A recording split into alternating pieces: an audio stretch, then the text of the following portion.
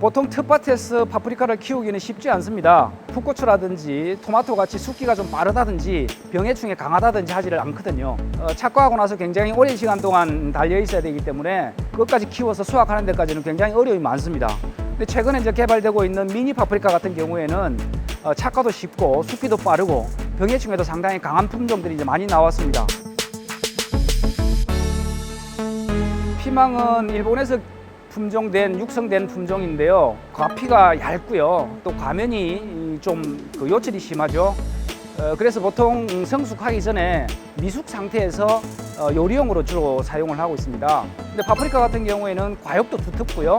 당도도 높고 그다음에 수분이 많기 때문에 생과로 먹거나 또는 샐러드 같은 데에다가 넣어서 섭취를 많이 합니다. 그래서 학회에서 이제 명명하기를 피망 같은 경우에는 당고추로 명명을 했고요. 파프리카는 착색 당고추로 명명을 해놓았습니다. 파프리카는 대표적으로 비타민C가 굉장히 많습니다. 토마토의 10배 정도 들어있고요.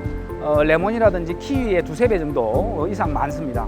특히 이제 그 색깔별로 보면은 빨간색에는 캡산틴이라는 성분이 굉장히 많은데요. 캡산틴이라는 성분은 항암에 굉장히 효과가 있는 것으로 알려져 있고요. 또 노란색 같은 경우에는 피라진이라는 성분이 혈액 응고되는 혈전을 분해하는 데 효과가 있는 것으로 그렇게 알려져 있습니다.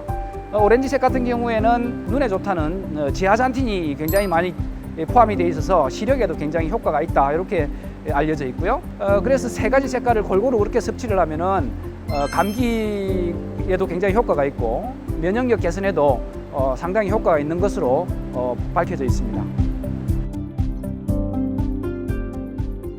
파프리카는 1990년 중반에 들어와서 우리나라 시설원의 어려움 상황에서 굉장히 큰 버팀목으로 자리를 잡아주었고요. 수출 효자 품목으로 우리나라 그 신선농산물의 수출 중심에 서가 있었습니다.